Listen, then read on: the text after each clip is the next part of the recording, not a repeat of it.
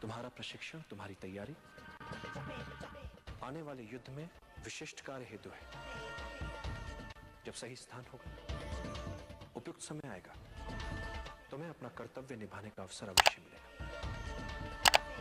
राजमहल में तुम्हारा कार्य कैसे चल रहा है?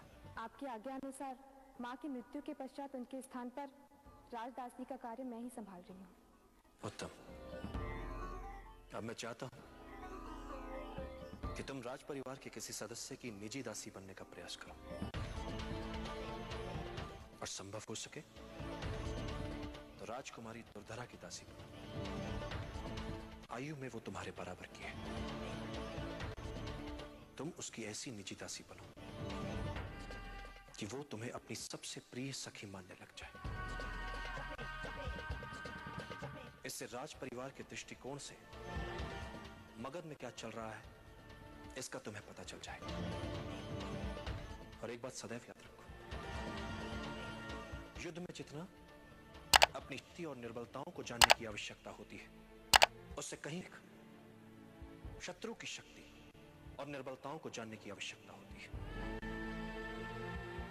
इसलिए हमें तुम जैसे गुप्तचरों की मगध के भीतर आवश्यकता है। सही समय और सही स्थान पर सक्रिय कर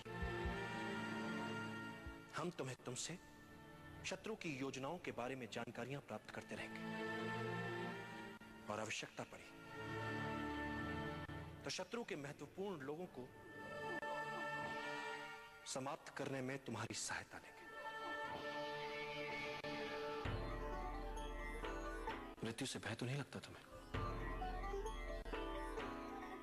बाल्यावस्था में गांव से बाहर फेंके जाने के बाद जीवन से मोह निकल गया था, तो मृत्यु भय का तो प्रश्न उत्पन्न ही नहीं होता आचार्य। अब मेरा जीवन आपके उद्देश्यों के ही निमित्त है। साधु, बड़ा ही कठिन और चुनौती भरा मार्ग है तो, इसलिए बुद्धि और हृदय पर सदैव अधिकार बना रहना चाहिए। अपनी तरह की पहली एवं अनूठी हो तुम।